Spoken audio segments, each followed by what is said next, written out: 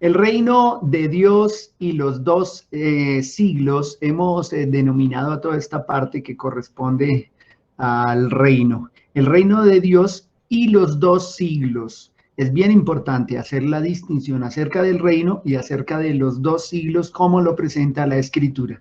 Efesios 1, 20 al 23 dice: la cual operó en Cristo, se refiere a la fuerza o al poder de Dios que operó para que nosotros creyéramos, así dice el versículo 19, o sea, Dios en su gracia operó en nosotros su poder para que pudiéramos creer. Y en el 20 dice que esa misma fuerza también la operó en Cristo, resucitándole de los muertos y sentándole a su diestra en los lugares celestiales. Todo, sobre todo principado y autoridad y poder y señorío y sobre todo nombre que se nombra no solo en este siglo, sino también en el venidero. Ahí tenemos un señalamiento a los dos siglos, el siglo presente y el siglo venidero. Y dice que Cristo ha sido puesto sobre todo principado, autoridad, poder y señorío, no solo en este siglo, sino en el venidero también, y que sometió todas las cosas bajo sus pies y lo dio por cabeza sobre todas las cosas a la iglesia, la cual es su cuerpo, la plenitud de aquel que todo lo llena en todo.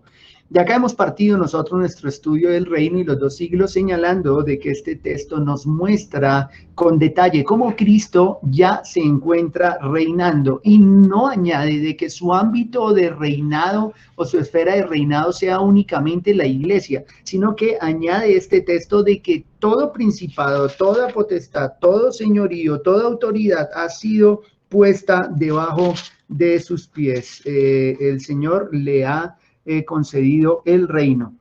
Nos señala este capítulo. Hoy vamos a continuar con nuestro estudio del reino, pero ya con algunas complejidades que presta la interpretación del reino en la Escritura, para que de esta manera en la siguiente oportunidad podamos entrar al reino escatológico en los evangelios. ¿Qué enseñan los evangelios acerca del reino? Pero hoy necesitamos aclarar varias cuestiones pertinentes todavía al reino de Dios.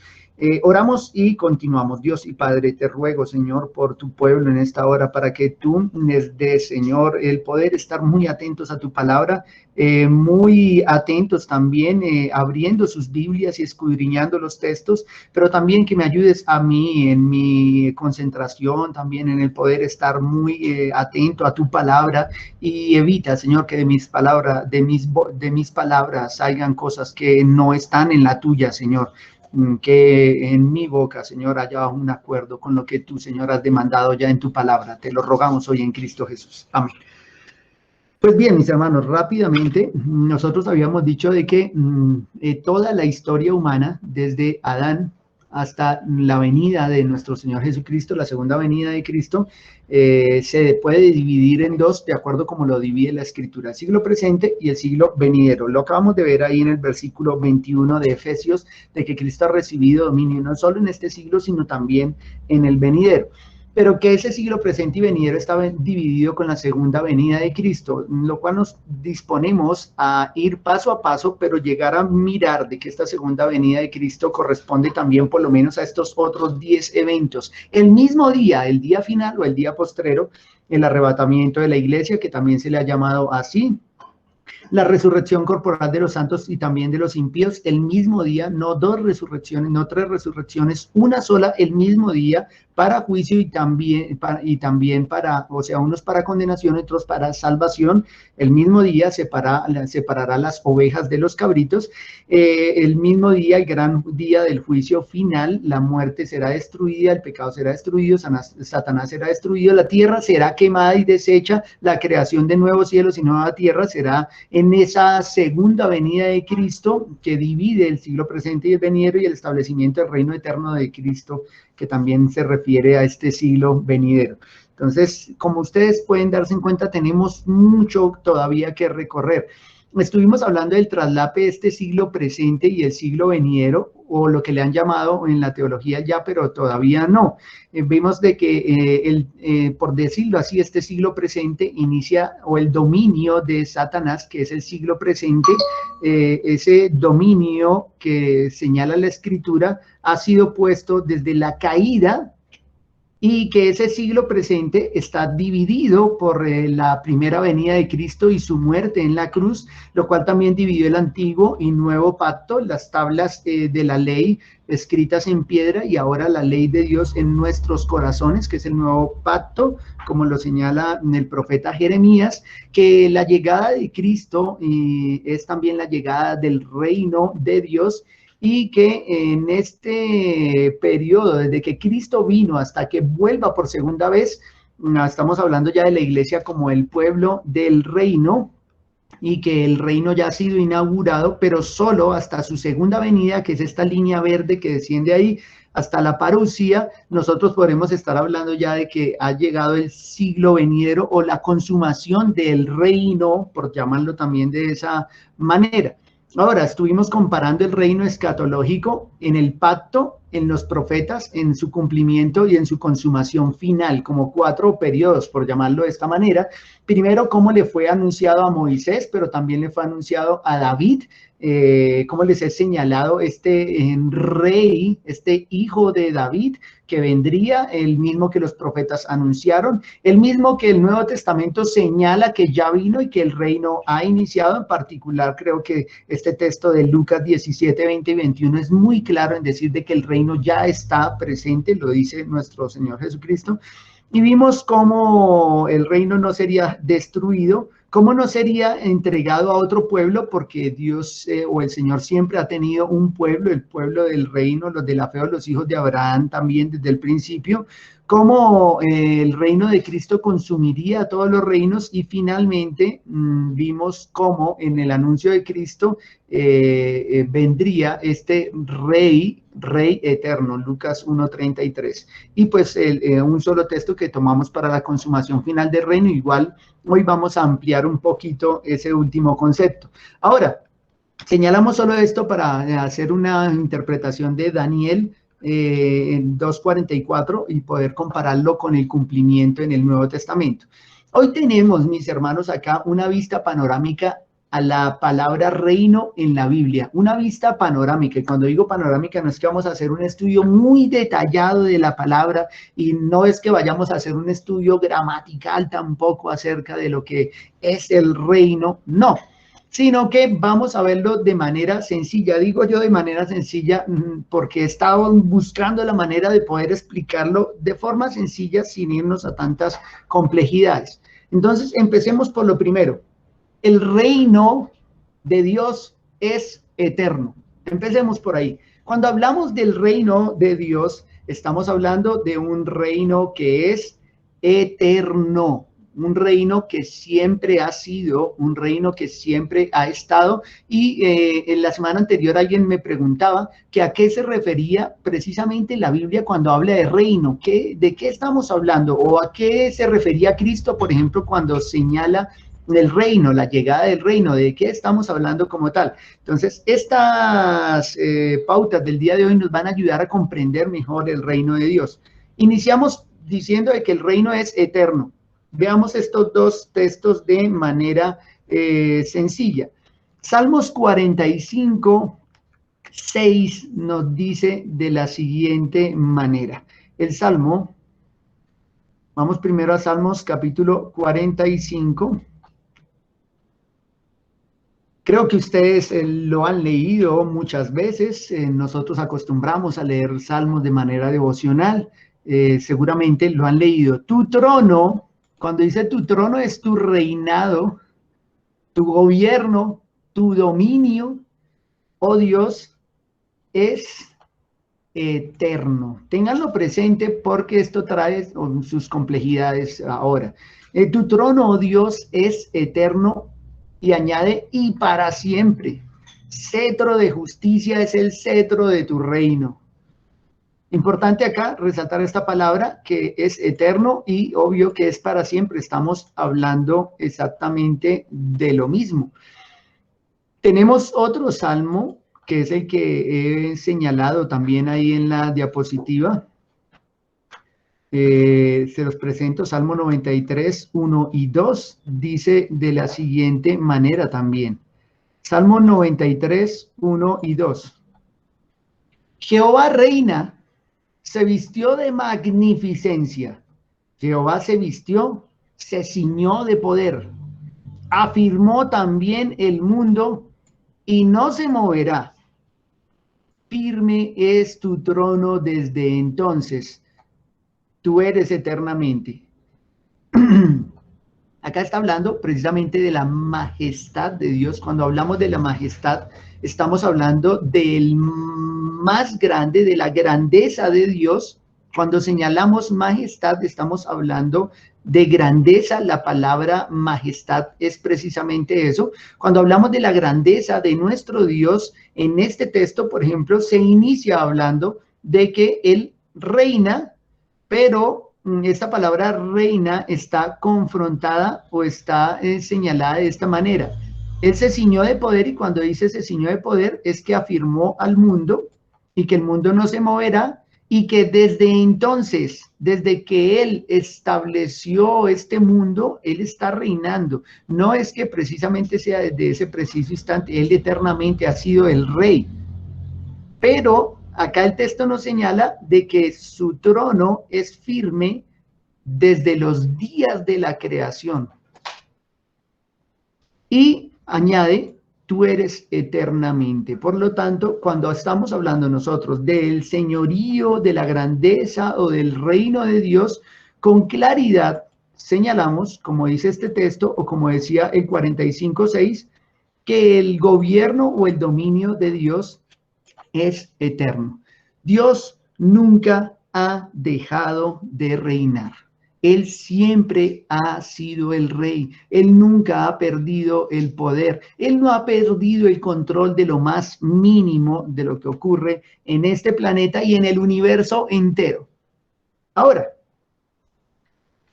hay dos distinciones para hablar acerca del reino de Dios, porque como todas las palabras en la Biblia, no pueden tener el mismo significado en todos los contextos. Las palabras cambian de acuerdo al libro y de acuerdo al contexto en el que se encuentran, y nosotros cometemos un error al interpretarlas como si siempre estuvieran hablando de lo mismo. Por lo menos hay dos maneras de ver el reino de Dios. Cuando digo por lo menos, es que estoy señalando la definición de reino, y no saben cómo estuve meditando, y yo sé que estas imágenes ni siquiera representan lo que se quiere decir, pero no saben cómo busqué imágenes, algo que ilustrara, y no hay manera de señalar el reino de Dios con imágenes. Lo más parecido que pude encontrar es que el reino se refiere a la soberanía de Dios sobre todas las cosas, y dos, el reino también se refiere al ámbito sobre el cual Él reina. Entonces podemos estar hablando del mundo, podemos estar hablando de la iglesia, podemos estar hablando de un pueblo, ese ámbito. Por eso, cuando señalo el reino, la soberanía de Dios, no sé qué poner y pienso en un trono que gobierna y domina sobre todo. Y cuando pienso en ámbito, me imagino, como acá ustedes ven en esta imagen, un reino donde hay un rey y donde hay un territorio, donde hay unas personas que son gobernadas. ¿Cómo señalamos esto con la escritura? Por lo menos de dos maneras, en Salmo 103:19 y Primero de Crónicas 29:11 al 12. Yo he hecho por acá, esta nota la voy a compartir para que ustedes puedan tener lo que voy a decir a continuación. Entonces, acabo de copiar una nota para pasarla ahí al chat que tenemos nosotros, para que puedan apuntar acá. Sí, dos palabras claves para entender el reino, acá las tenemos, están separadas, dos palabras que usa el Antiguo Testamento para referirse al reino, y luego una complejidad que se nos va a prestar para poder ir y revisar el reino en el presente y en el futuro. Entonces, regreso nuevamente acá. Tenemos que el primer texto, Salmo 103, usa la primera palabra que ustedes encuentran ahí. Y tenemos Primero de Crónicas 29:11. 11 y 12.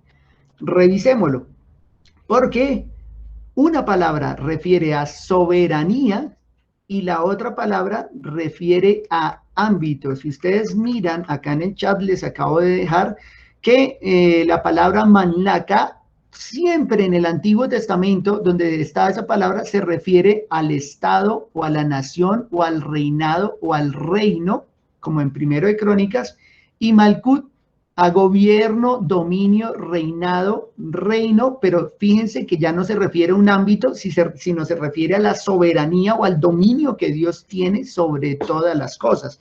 Entonces, miremos primero el Salmo 103, 19.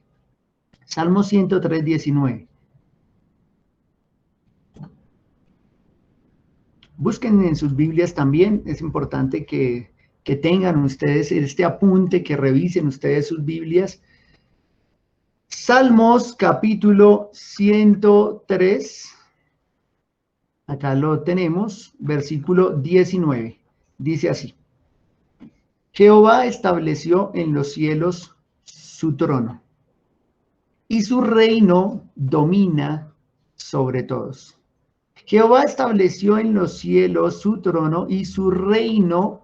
Resulta que esta palabra que tenemos acá puede ser traducida como dominio, pero quedaría su dominio domina, o como soberanía, como su soberanía domina sobre todos. Entonces, por una cuestión de coherencia, se deja reino, suena muchísimo mejor. Jehová estableció en los cielos su trono y su reino domina sobre todos. Algunas versiones, por ejemplo, la Biblia de Jerusalén lo traduce de esa manera: su soberanía domina sobre todos. En este sentido, estamos hablando de que Dios tiene dominio sobre todas las cosas. Podríamos hacer un estudio completo de cómo Dios domina sobre toda su creación, sobre todos los seres vivos, sobre la voluntad humana, sobre cada cosa que pasa en el mundo. O sea, Dios está dominando sobre todo. Él es soberano. Por su providencia, Él está llevando a cumplir su plan paso a paso. Él domina sobre todos. Dice acá, no hay que no se sujete al reino o al gobierno de nuestro Dios. Pero ahora tenemos nosotros la otra palabra, esta que nos refiere general al gobierno de Dios sobre todas las cosas, que esto es reino. Ese es el significado de reino en realidad: dominio, gobierno o soberanía. También encontramos en la Escritura textos como este, que aunque pareciera que está hablando de un dominio como tal, está hablando ya de un ámbito sobre el cual Él reina. Ya va a ser más claro con textos que vamos a usar en el Nuevo Testamento. Primero de Crónicas 29, 11 y 12.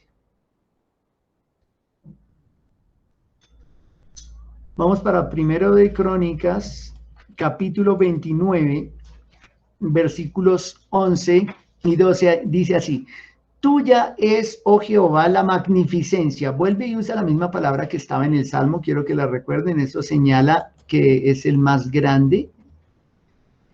El poder, la gloria, la victoria y el honor.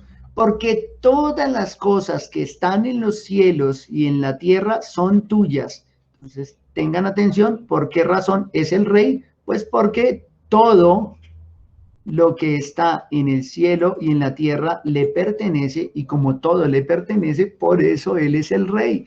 Tuyo, oh Jehová, es, y añade acá, el reino. Tuyo es el reino, tú eres excelso sobre todos. Resulta que la palabra que usa acá es la otra que hemos puesto ahí en el chat. Si esta del Salmo refería al dominio o a la soberanía de Dios sobre todos, acá va a usar la otra palabra que refiere ya no al dominio de gobierno, sino al lugar dominado, al estado dominado, o al ámbito dominado, o a la nación dominada. No es precisamente lo mismo, pero podemos pensarlo de esa manera. Por ejemplo, cuando nosotros hablamos de reino, podemos imaginarnos, o puede venir a nuestra mente, un gran castillo medieval y un gran terreno, pero a eso nos estaríamos refiriendo como ámbito, como aparece acá, que Él es excelso sobre todo.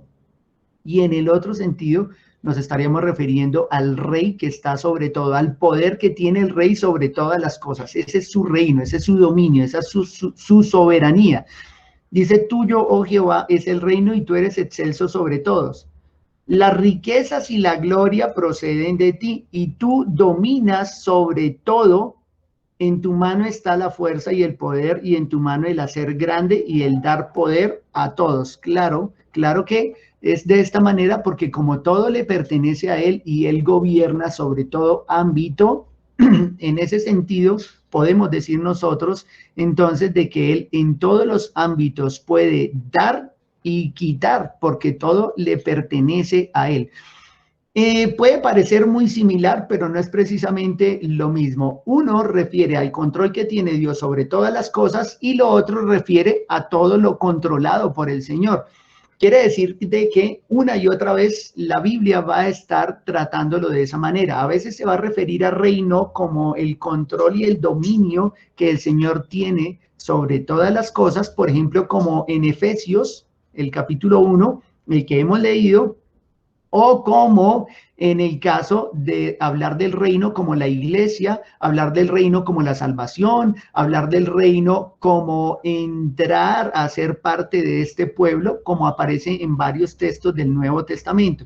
Por eso es importante hacer esta distinción, porque a veces parece que uno lee los textos y no logra comprender muy bien de qué está hablando cuando señala reino. Entonces, téngalo presente, dos cosas. Reino de manera esencial y primordial es el dominio y la soberanía de Dios sobre todo, pero en un segundo sentido o en un segundo significado podemos hablar de reino también de todas aquellas cosas que están sujetas a ese dominio o a esa soberanía. La iglesia es un ámbito del reino de Dios, por eso la semana anterior les decía, la iglesia es parte del reino de Dios, no es exactamente el reino de Dios, es el ámbito o es un ámbito sobre el cual Él reina.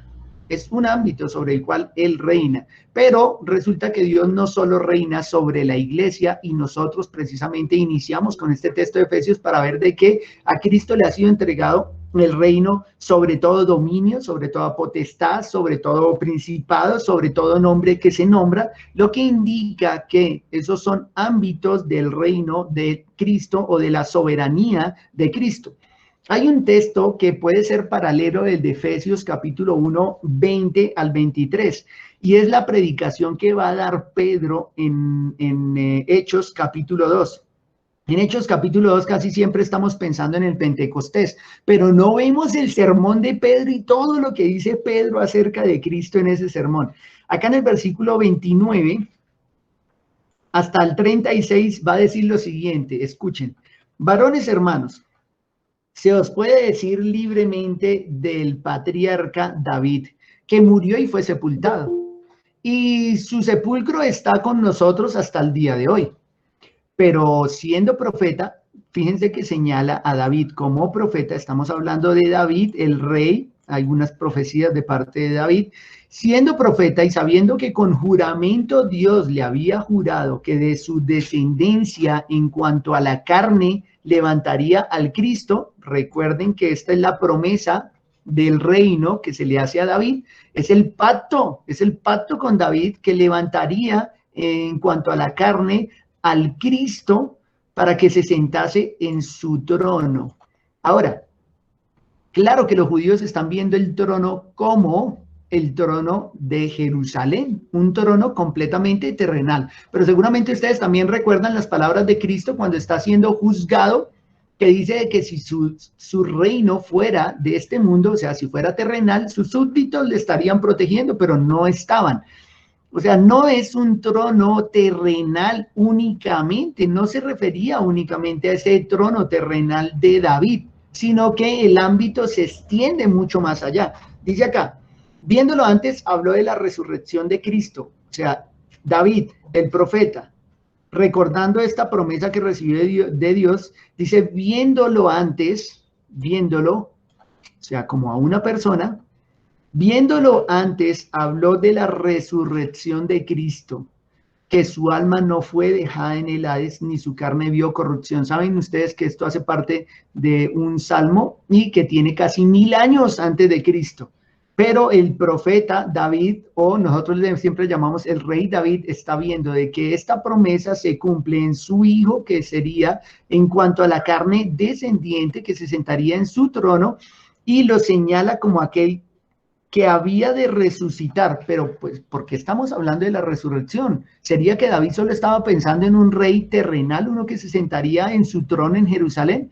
Fijémonos bien, dice, viendo antes habló de la resurrección de Cristo, que su alma no fue dejada en el Hades, ni su carne vio corrupción.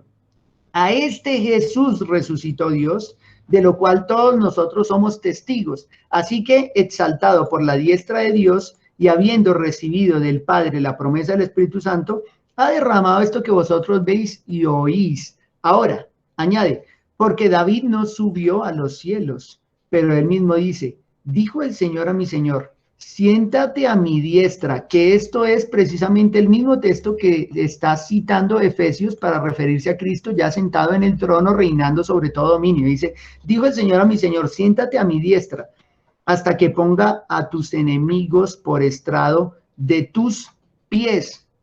Sepa pues ciertísimamente toda la casa de Israel que a este Jesús a quien vosotros crucificaste, Dios le ha hecho Señor y Cristo.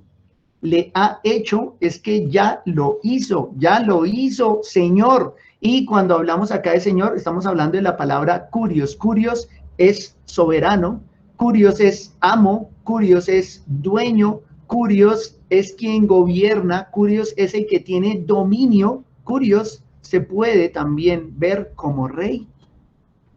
Entonces, fíjense que acá se nos va a añadir de que David no estaba viendo solo uno que se iba a sentar en el trono, sino uno que debía de resucitar. Y una vez resucitado, acá está la profecía,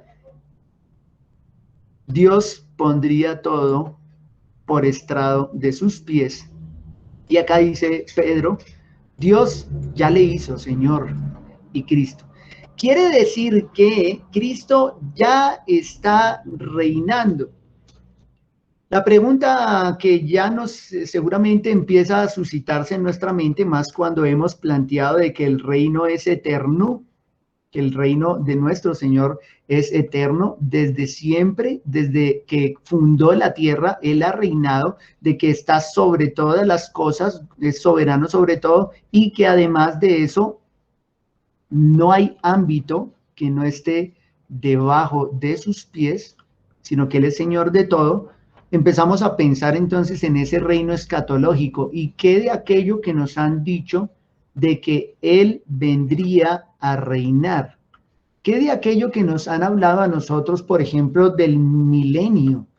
Empezamos a meditar también entonces por qué hay unas promesas de un reino escatológico, que es lo que nosotros ya le llamamos el reino consumado. Ahora, más cuando aparece un texto como el de Zacarías, que les pasé en el apunte.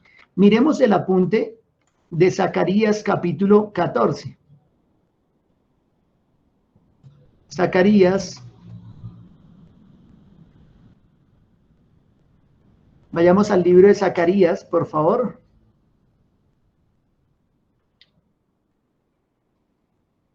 (14:9) tienen ustedes acá. Zacarías 14:9.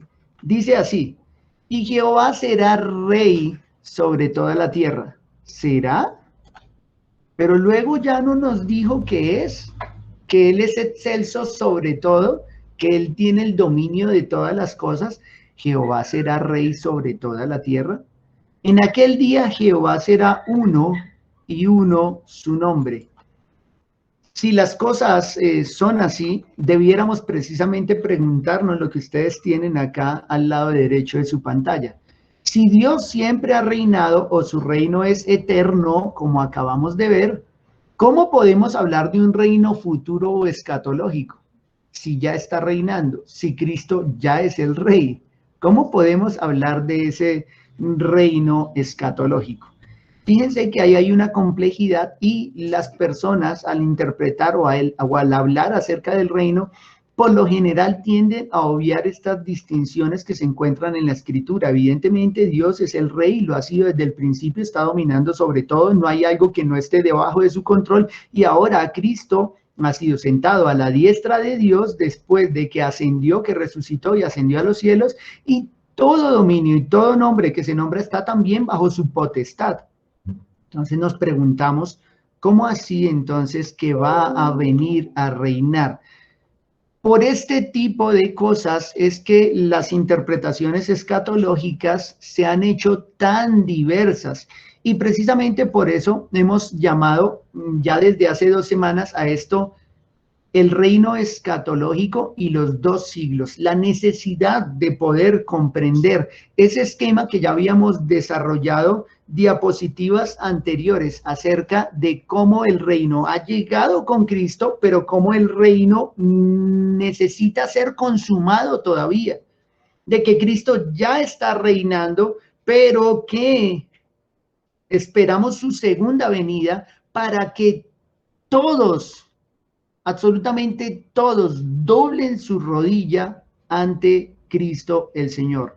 Uno, sea porque le han reconocido como Señor, o porque Él doblará las rodillas de todos con la vara de su justicia. Ahora, es importante entonces que nosotros comprendamos el reino como presente, y cuando hablamos de presente es que Dios está gobernando sobre todo, ahora, ayer y en el futuro también, pero que también comprendamos el reino como futuro.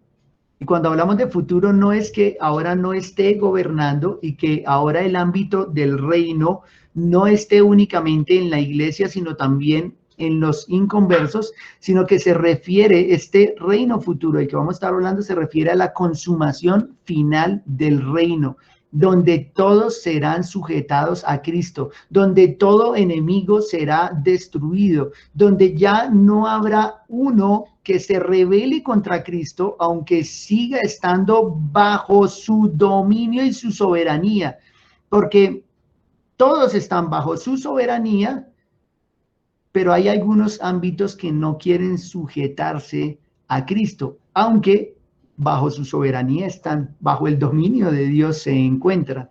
El Salmo 2, por ejemplo, señala cómo los reyes de la tierra dicen de que debían unirse en contra del Señor y de su Cristo, por decirlo de esa manera, y señalan, quitemos de sobre nosotros sus cuerdas, retiremos de sobre nosotros su dominio. Fíjense, capítulo 2. Lo voy a poner en una versión más sencilla. Acá dice, ¿por qué se enojan tanto las naciones? ¿Por qué pierden el tiempo haciendo planes inútiles? Los reyes de la tierra se preparan para la batalla. Los gobernantes conspiran juntos contra el Señor y en contra de su Cristo o de su ungido. ¿Qué dicen los hombres? Rompamos las cadenas, gritan, y liberémonos de ser esclavos de Dios. Liberémonos de ser esclavos. Así ven el reino o el dominio de Dios sobre todas las esferas aquellos que no pertenecen a Cristo. Lo ven como cadenas, como algo gravoso, como algo punitivo, como algo que ellos no quieren. Pero sin embargo, con todo, no hay un solo reino, no hay un solo rey, no hay un solo dominio que no esté bajo el control soberano de Dios. Estos que se levantan contra Cristo, al final serán sometidos o por los lazos de amor o por la vara de la justicia de nuestro Señor. Ahora bien, ustedes reyes, actúen con sabiduría, quedan advertidos ustedes gobernantes de la tierra. Sirvan al Señor con temor reverente y alégrense con temblor. Sométanse al Hijo de Dios. No sea que se enoje y sean destruidos en plena actividad, porque su ira se enciende en un instante. Tal vez ahí sí lo recuerdan mucho mejor en la Reina Valera este último versículo. Honrad al Hijo para que no se enoje y perezcáis en el camino, pues se inflama de pronto su ira. Ahora, es importante, habiendo visto Zacarías 14:9, la necesidad de empezar a ver este reino como el ya, pero todavía no. Dios siempre ha reinado y no hay cosa que no esté sujeta a Cristo, pero sin embargo habrá una consumación final donde ya no haya uno solo que se oponga y se levante contra el reino de Cristo. Ni la muerte, siquiera, ni siquiera la muerte, ni Satanás. Aunque Satanás está bajo la soberanía y el dominio y el control de Dios, es uno que no quiere obedecer, que es un rebelde, que se opone, pero con todo no deja de estar bajo este gobierno, bajo este dominio.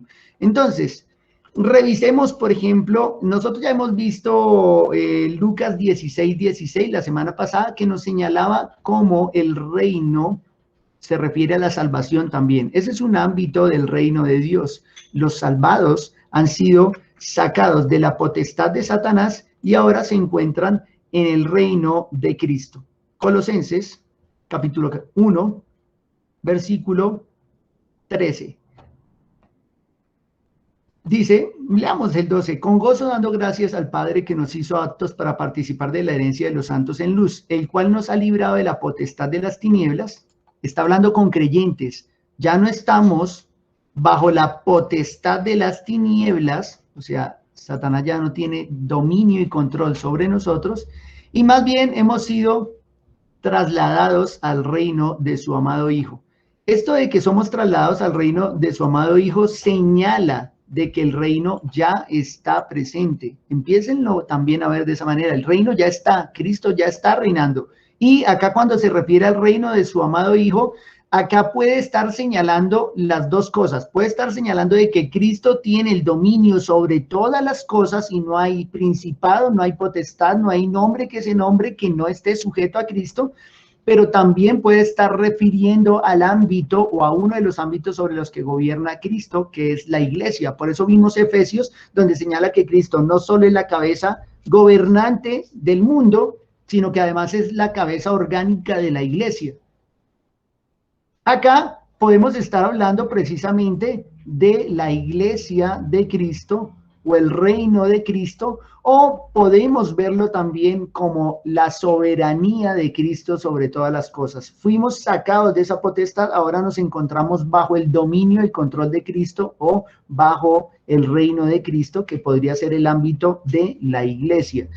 Obvio, no podemos interpretarlo solo de una manera porque este texto no se presta para sesgarse a una sola cosa, sino que podemos ver al soberano y aquello que está bajo su dominio. En este caso, como ya no estamos en el mundo, hacemos parte del pueblo del reino.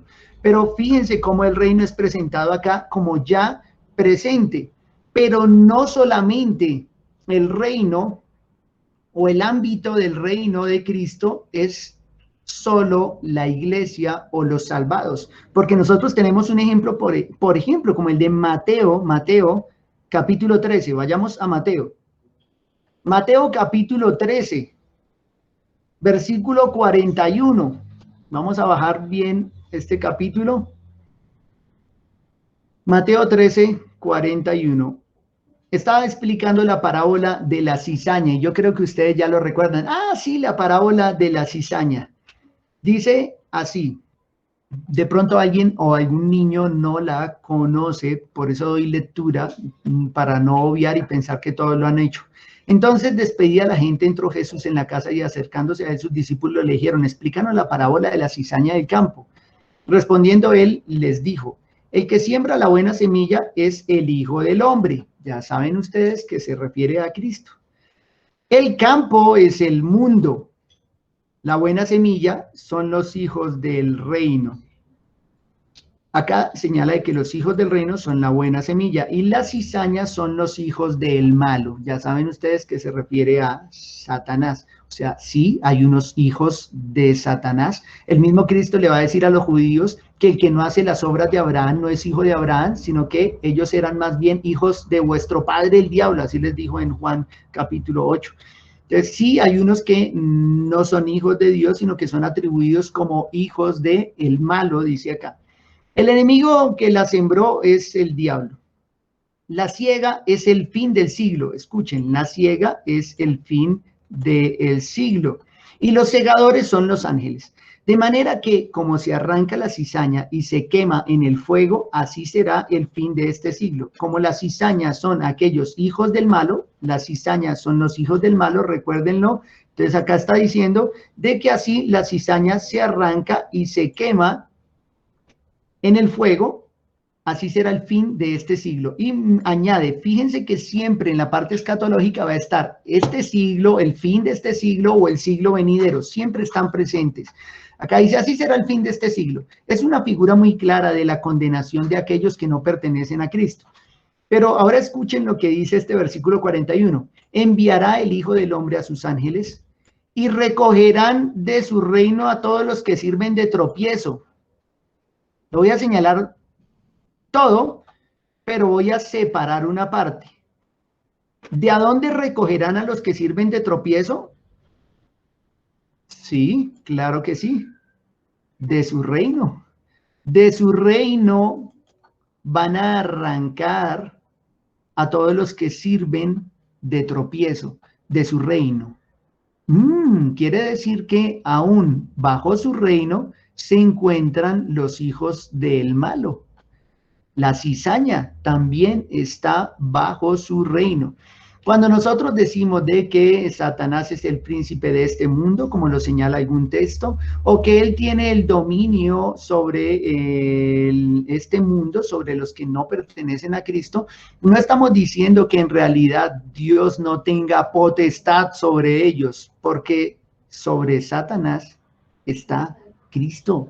Cristo, él reina sobre todo, y aún dentro de su reino, acá reino tiene que ser interpretado como ámbito también. Dentro de ese ámbito de su reino, resulta de que hay unos que son cizaña y sirven de tropiezo.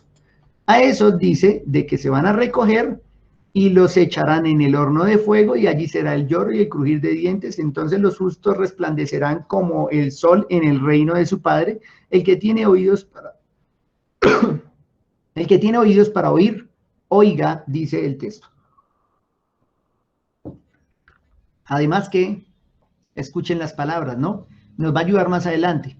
¿A quiénes recogieron los ángeles? ¿Para quién fue el rapto, por decir así, como suelen hablar en nuestra época? ¿Para quién fue el rapto? ¿Para los creyentes? No, acá el texto dice que los que serían recogidos serían la cizaña y recogidos por los ángeles del Señor para echarlos en el horno de fuego, o sea, para enviarlos al castigo. Importante reconocer acá de que el ámbito del reino de Cristo no es únicamente la iglesia. Y esto reitera lo que ya hemos dicho en Efesios capítulo 1, versículos 20 al 23, en Hechos 2, 29 al 36, en Colosenses 1, 13, de que Cristo ya está reinando, de que el reino ya está en medio de nosotros, incluso con Lucas capítulo 17, 20 y 21, que también lo señalamos la semana anterior cuando le preguntan que cuándo vendría el reino, y él les dijo que muchos dirían helo aquí, helo allá, pero de cierto les dice que el reino ya estaba en medio de ellos. Y acá señala que el reino no es únicamente la iglesia. A veces como cristianos habíamos pensado de que el reino de Cristo es únicamente la iglesia, pero no hemos visto de que el ámbito del reino de Cristo se extiende más allá de únicamente los creyentes, sino que Él domina sobre todos. Él ya gobierna sobre todos. Cosas que nos ayudan a ver de que Él está reinando y está dominando sobre todos es que el enemigo ya ha sido derrotado. Satanás ya ha sido derrotado y ya ha sido atado. Afortunadamente, Leonel estuvo predicando el capítulo de Apocalipsis del milenio y nos acercó a este texto donde nos señala de que Satanás ya ha sido atado. Pero revisémoslo nosotros ahí. Eso nos señala de que evidentemente el que tenía algún tipo de ámbito chiquito y un control sobre algunos le fue retirado, fue atado. Mateo 12, 28. Vayamos a Mateo 12, es un capítulo antes. Y vamos a ir más abajo. ¿Qué es lo que está ocurriendo acá? Acá señalan que es una blasfemia contra el Espíritu Santo. Revisémoslo, dice. Entonces fue traído a él un endemoniado, a Cristo. Un endemoniado que pongo en morado. Estén atentos. El endemoniado era ciego y mudo, y Cristo le sanó, de tal manera que el ciego y mudo ahora veía y hablaba. Y toda la gente estaba atónita. O sea, estaban sorprendidos por lo que había ocurrido y decían, ¿será este aquel el hijo de David? Cuando señalan al hijo de David, saben ustedes que se refiere al rey. Esa es la pregunta. ¿Será este aquel hijo de David?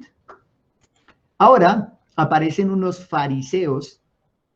Al oírlo decían, este no echa fuera a los demonios, sino por Belcebú, príncipe de los demonios. Sabiendo Jesús los pensamientos de ellos, les dijo, todo reino dividido contra sí mismo es asolado, y toda ciudad o casa dividida contra sí misma no permanecerá. Y si Satanás echa fuera a Satanás, contra sí mismo está dividido, ¿cómo puedes permanecer a su reino? Ahora escuchen estas palabras. Y si yo, acá tenemos un condicional, y si yo echo fuera los demonios por Belcebú, ¿por quién lo echan vuestros hijos? Por tanto, ellos serán vuestros jueces. Ahora, dice, pero si yo por el Espíritu de Dios echo fuera los demonios, ciertamente, ya saben ustedes, este verbo compuesto, pretérito, ya cumplido de manera definitiva, total, dice, ciertamente ha llegado a vosotros el reino de Dios. Escuchen, si yo por el Espíritu de Dios echo fuera los demonios, ¿qué ocurrió arriba? Al endemoniado lo sanó, acá no dice que le echó el demonio, pero evidentemente esa es la discusión, están diciendo que echó ese demonio por Belcebú, quiere decir de que si Cristo ya está echando demonios y está sanando, por lo tanto, ya ha llegado a vosotros el reino de Dios. ¿Ya había echado demonios por el Espíritu? Sí, por lo tanto, el reino ya estaba con ellos, ya ha llegado. Y le añade a esto, señalando de que definitivamente el reino ya está presente, le añade, porque ¿cómo puede alguno entrar a la casa del hombre fuerte y saquear sus bienes si primero no le ata? Y entonces podrá saquear su casa. ¿Cuál es el hombre fuerte y cuáles son los bienes acá en este texto? Sacar sus bienes. Este hombre endemoniado, ciego y mudo, estaba bajo la potestad de Satanás. Y Cristo entró a la casa del hombre fuerte, saqueó sus bienes porque le ató. Si no le ató, no podría haberlo hecho. Y no es una interpretación, que digamos, ¿de a dónde sacó eso? No, es la interpretación sencilla del texto. Cristo saqueó los bienes de ese hombre fuerte y lo hizo por el Espíritu de Dios, porque el reino ya llegó y Satanás ya fue derrotado. Ese es el mensaje general acá. Satanás ya fue atado. ¿Saben ustedes que cuando hablamos de que Satanás fue atado, lo señalamos con la obra de Cristo en la cruz del Calvario? Pero la llegada del reino constituye la llegada del rey. Precisamente hoy nos estaba leyendo René acerca del texto donde el rey llega. Mateo 21, 4 y 5. Acá mismo. Mateo capítulo 21. Versículos 4 y 5.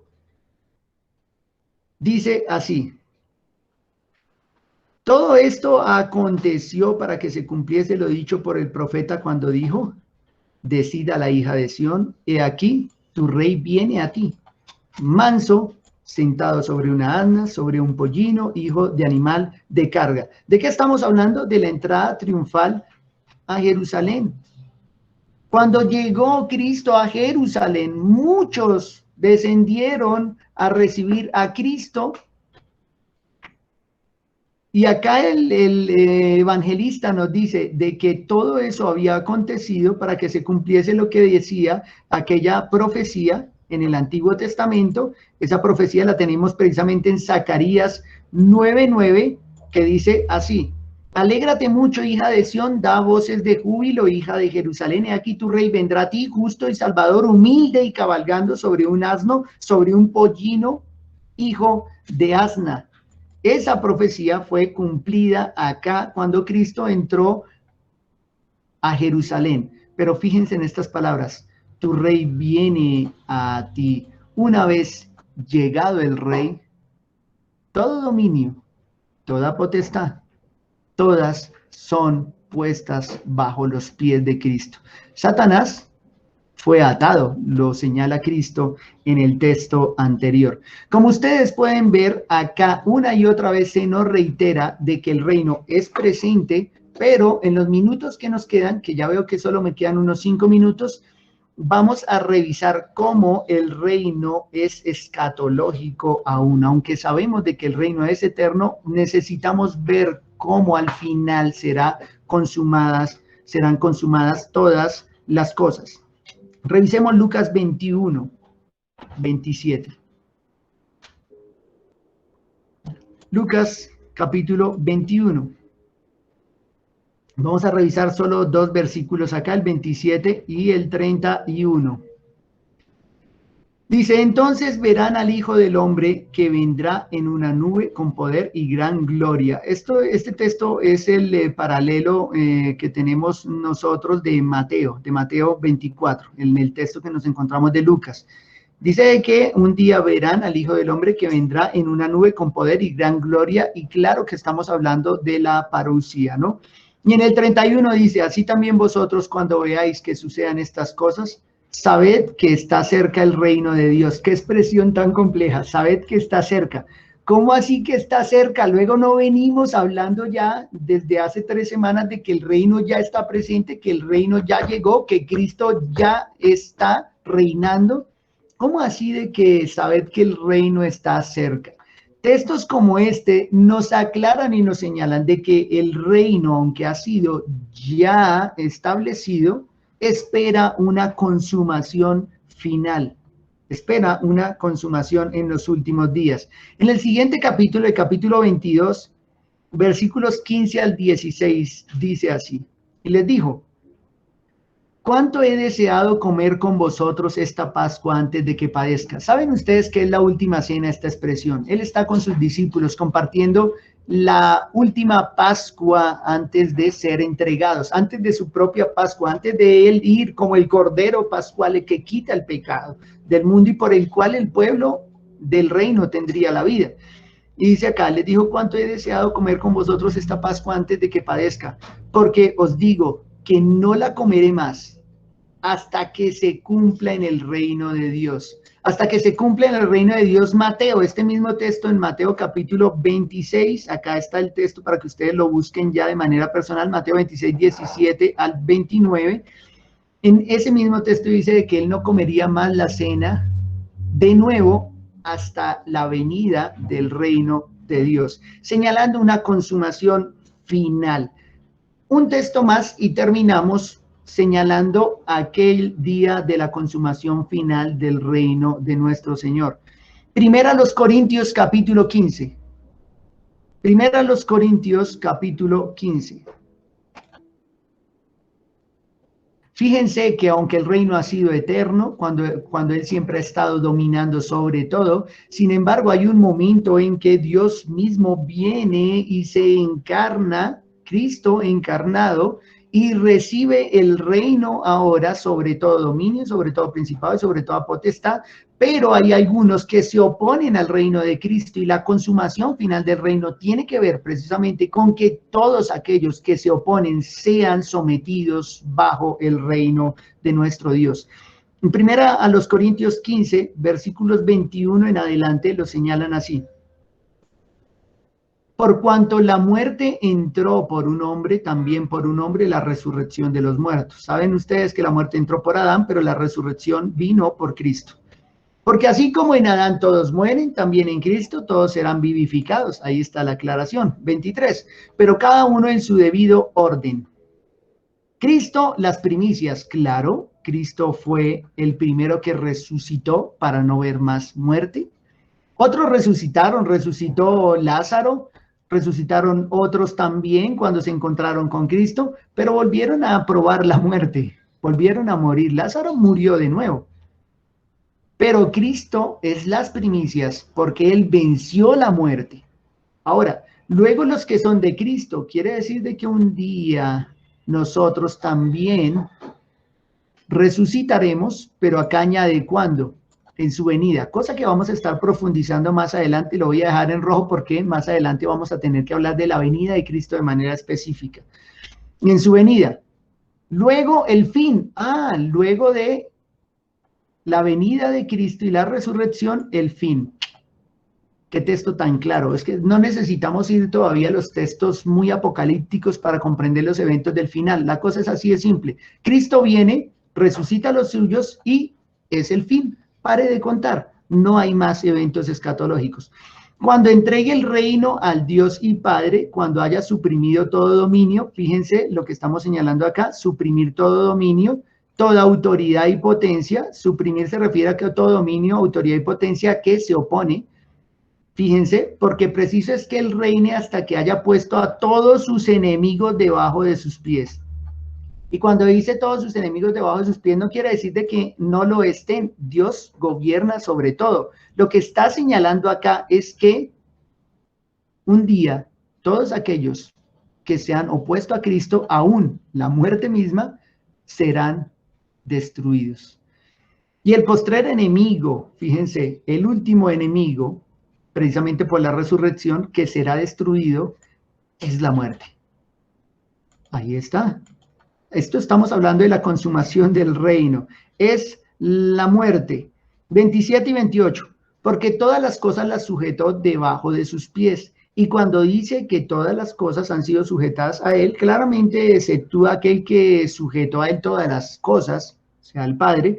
Pero luego que todas las cosas le estén sujetas, entonces también el Hijo mismo se sujetará al que le sujetó a él todas las cosas, para que Dios sea todo en todos. Acá tenemos la consumación del reino de Dios. Acá nos señala cómo los enemigos de Cristo sean todos sometidos al final. Sometidos no quiere decir de que en realidad no tuviera Dios poder sobre ellos, porque Cristo ya venció la muerte, pero falta que nosotros, sus hijos, el pueblo del reino, un día también venza la muerte. Ya la muerte espiritual fue derrotada, ya no estamos muertos en delitos y pecados, y esa es la inauguración del reino, de que los que estaban muertos en delitos y pecados han venido a la vida. ¡Qué glorioso! Pero al final, la muerte no tendrá más dominio sobre nosotros, porque aquel que ya está sobre ella y que ya la derrotó, también lo hará para nosotros. No veremos más corrupción, no veremos más muerte, porque el reino de Cristo habrá sido consumado de manera definitiva. Terminamos así, mis hermanos. Mediten en estas últimas palabras. El reino ya ha llegado. La muerte ya ha sido vencida. Cristo ya venció la muerte. Al final, para nosotros, también lo será, porque nosotros resucitaremos y viviremos para siempre con Él. ¿Cuánto hay para agradecer en el día de hoy? ¿Cuánto hay para honrar a nuestro Señor el día de hoy? Porque el Rey ha rescatado todo lo que perdió nuestro Padre Adán, y ahora por Cristo hemos recibido la verdadera vida. Reinamos y reinaremos con Él. Oremos. Dios y Padre, gracias. Te glorificamos en este día, Señor, porque nos permites continuar avanzando en este tema del reino, Señor. Entendiendo de que tú, Señor, has reinado desde siempre y lo harás por siempre, que nada sale de tu control, aún las cosas que nosotros no entendemos y consideramos absurdas. En nuestra poca sabiduría, en nuestro poco entendimiento, a veces osamos señalar tus decisiones, pero tú eres el Rey. Sabemos que tu voluntad es perfecta, que eres infinitamente sabio, que no alcanzamos nosotros a percibir todo lo que estás haciendo. Pero Señor, hoy nos deleitamos en entender de que tu reino ha llegado a nosotros, que nosotros que estábamos muertos en delitos y pecados, ahora vivimos y que un día no veremos más muerte, porque tu reino habrá sido consumado de manera definitiva. Te ruego, Señor, por aquellos habitantes del reino que aún no han venido a postrarse al Rey, para que les traigas en fe y en arrepentimiento. Te ruego, Señor, para que humillen nuestras soberbias. Tú eres el Rey, nosotros solo somos siervos, y siervos inútiles, y tal vez un poco más que eso, porque a veces ni siquiera hacemos lo que nos toca y lo que nos corresponde. Ayúdanos, Señor, a ser siervos fieles y a continuar constantes, buscándote a ti, Señor. Te damos la gloria ahora en Cristo Jesús. Amén.